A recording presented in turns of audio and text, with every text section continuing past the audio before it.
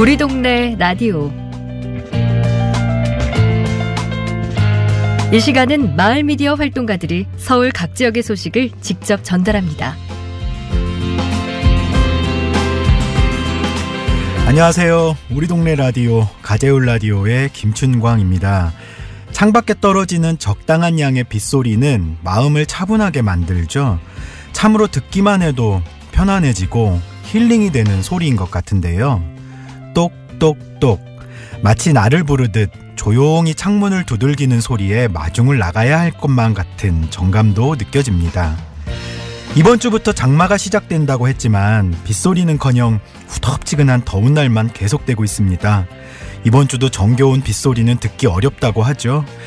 날씨는 비를 거부하지만 마음만으로도 촉촉한 빗소리를 상상하며 이 시간을 보내시면 어떨까요? 우리 동네 라디오, 먼저 소리로 전하는 우리 동네는 철원 DMZ 평화의 길 투어 현장입니다. 아까 이제 일부 설명 들었겠지만 백마고지는 아까 이제 이쪽이 머리고 이게 앞다리, 뒷다리, 꼬리 이렇게 포탄 떨어져. 유엔사 소속 담당관이 DMZ 평화의 길에 대해 설명을 하고 있습니다. 철원 DMZ 평화의 길은 최근 한반도의 평화의 기류가 감돌면서 지난 6월 1일부터 일반인들에게 개방되었습니다. 한국전쟁 당시 가장 치열한 격전지 중 하나였던 백마고지. 능선이 마치 공작새 꼬리를 닮았다고 해서 이름 붙여진 공작새 능선. 그 와중에도 자유롭게 남과 북을 오가는 역곡천, 그리고 무수한 사상자를 낸 그 유명한 화살머리 고지. 지금은 남과 북에서 공동으로 지뢰 제거 작업과 유해 발굴도 진행되고 있다고 합니다. 지난 세월 분단의 아픔이 고스란히 남아있는 철원 DMZ 평화의 길. 이제는 화해와 치유만 남았겠지요. 하루빨리 통일이 이루어졌으면 좋겠습니다. 10km씩을 매일 걸었습니다. 근데 그 나온 유해를 쉽게 날르고 하는 게 보통 어려운 일이 아닙니다. 그래서 이 신속한 감식과 정밀 감식, 그다음에 신속한 감식 현장에 발굴해서 감식해서 그다음에 본국으로 빨리빨리 송환하고 이동시키고 하는 그런 모든.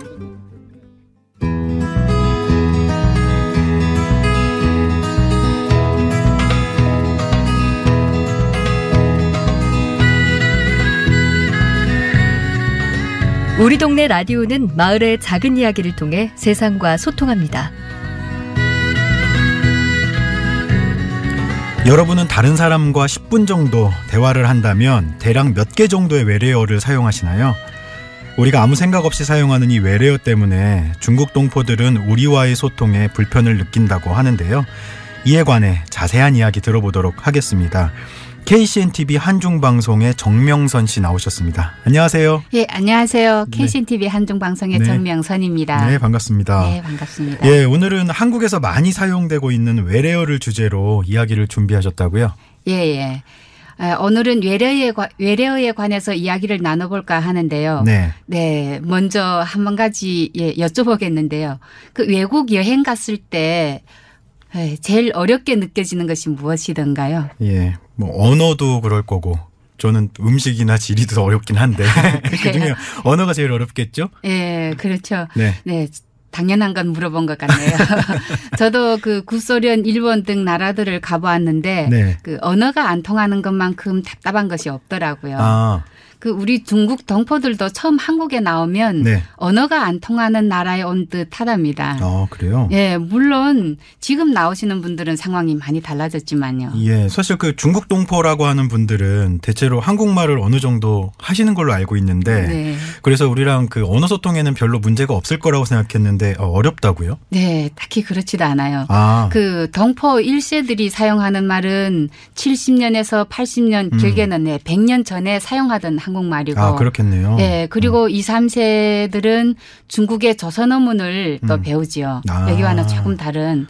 그리고 또 중국에서 생활할 때는 중국어를 섞어서 쓰던 그런 습관이 있다 보니 네, 외래어를 지금 많이 사용하고 있는 한국에 처음 왔을 때는 난감할 때가 참 많더라고요. 그럴 수도 있겠네요. 네, 그리고 명칭들이 또 조금씩 다른 데다가 또 외래어 투성이잖아요, 말 그대로. 네, 그 한국어 하면 말 그대로 자신만만하던 저도 곤혹스러울 때가 한두 번이 아니었어요. 그러셨어요. 네. 네. 그 에피소드 있는데요. 네네. 한 번은 그 함께 일하시던 분이 저보고 피존을 가져다 달라고 하는 것이에요. 네. 그래서 저는 속으로 한국 사람도 중국말을 할 줄 아네. 예. 그러면서 맥주병을 들고 간 적이 있어요. 맥주병이요? 예. 왜요? 그 맥주를 중국어로 피주라고 하거든요. 아, 발음이 비슷하니까. 예.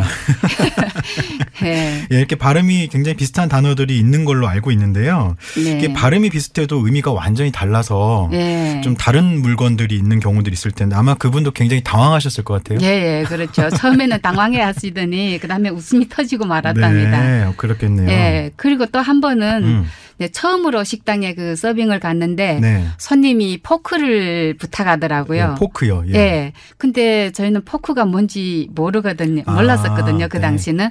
그래서 잽싸게 저 볼펜을 가지고 적어가지고 가서 같이 일하는 직원분한테 물어봐서 다시 가져다 준 적이 있어요. 굉장히 순발력 있게 위기를 모면하셨네요. 예. 그리고 그 뒤로는 다른 사람들의 말을 일단은 유심히 듣고 그리고 외래어들이 나오면 메모하면서 차근차근 공부하기 시작했답니다. 예. 그게 벌써 20년 전 일이네요.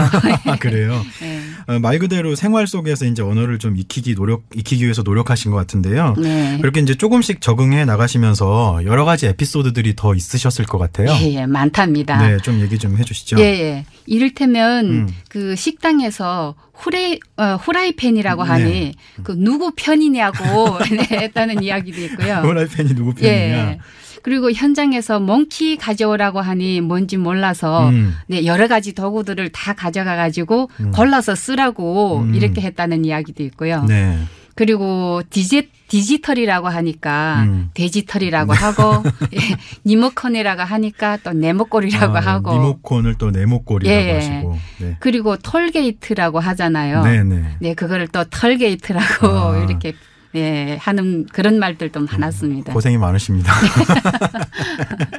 예, 언어를 알아도 발음이나 단어가 생소해서 그 어려움을 많이 이제 겪고 계실 것 같다라는 생각이 이제 말씀 듣다 보니까 됐는데요.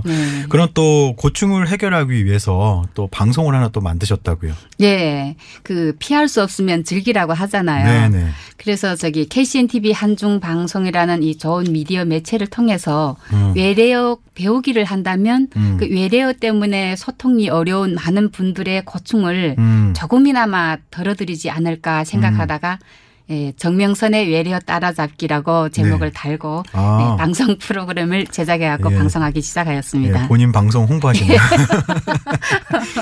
외래어 따라잡기 방송이라니까 어떤 방송인지 내용이 궁금한데요. 그럼 잠깐 들어볼까요? 네. 사람의 성격이나 외모를 두고 샤이하다, 시크하다, 터프하다, 모던하다, 섹시하다, 핸섬하다 등 외래어로 표현하는 분들이 많더라고요. 알듯 말듯한 외래어들이지요. 네, 그럼 지금부터 사람의 성격이나 외모를 두고 하는 외래어 표현을 알아보는 시간을 가져보도록 하겠습니다. 먼저 샤이하다. 샤이하다에서 샤이는 수줍다, 부끄럼을 탄다는 뜻이지요. 그러니 의원님이 연예인에게 물어보신 뜻인즉 원래 그렇게 내향적이고 나서지 못하고 부끄러움이 많은 사람인가 하는 것이겠지요. 네, 잘 들었습니다. 정명선의 외래어 따라잡기라는 프로 잠깐 들으셨는데요. 방송 들어보고 말 나온 김에 좀 프로그램 소개를 좀 더 해주시고요. 홍보도 좀 해주시면 좋을 것 같아요. 여기서 들으니까 좀 어글거리네요. 말 그대로 외래어를 우리말로 설명하고 올바르게 쓸 수 있도록 설명하는 일종 교육 프로그램이라고 보셔도 되겠어요. 네, 아마 그 동포들이 많이 들으실 것 같은데. 그 처음에는 중국 중국동포 대상이라 어떤 외래어는 중국어로 해석하기도 했는데 네, 많은 분들로부터 방송 잘 듣는다, 큰 도움이 되고 있다, 뭐 인사말들 많이 들었습니다. 그렇겠어요. 네, 그러던 어느 날 그 주위의 한국 분들도 저보고 그 방송을 듣는다면서 네. 많이 배우고 있다고 하더라고요. 그래요? 오히려? 예, 뭐 요즘에 저희도 보면은 이제 새로운 말들이 많이 나와가지고 참 알아듣기 힘든 말들도 많이 있고 그런데 요즘에 이제 신조어, 외래어 뭐 이런 말들이 나오다 보니까 정작 한국 사람들도 이게 무슨 말인가 하는 경우들이 많이 있는 것 같아요. 네, 그래요. 특히 나이 차이가 좀 나는 세대들끼리라든지 아니면 온라인에서 특정 집단들이 사용하는 말 같은 거는 오히려 더 같은 한국말인데도 그렇죠. 어려운 경우들이 많이 있는 것 같아요. 네, 보면 특히 그 연세 있으신 분들이 많이 어려워하시더라고요. 네, 그래서 그런 말을 듣고 보니 또 저는 사명감이라고 할까요? 네, 더 열심히, 알려야겠다. 더 자료를 찾아서 대본을 쓰고 또 우리말로 순화할 수 있는 외래어는 우리말을 또 추천하면서 알기 쉽게 해석하기에 노력하였습니다. 나름대로. 그리고 외래어 표기 또 발음 표기도 있잖아요. 그 표기법도 설명하면서 이를테면 아이디와 아이디어. 그 와이프와 와이퍼. 네, 이처럼 헷갈리기 쉬운 외래어들을 묶어서 공부한다든가 식당 영어편, 뭐 축구편 이렇게 관련된 외래어를 묶어서 또 방송하기도 하였습니다.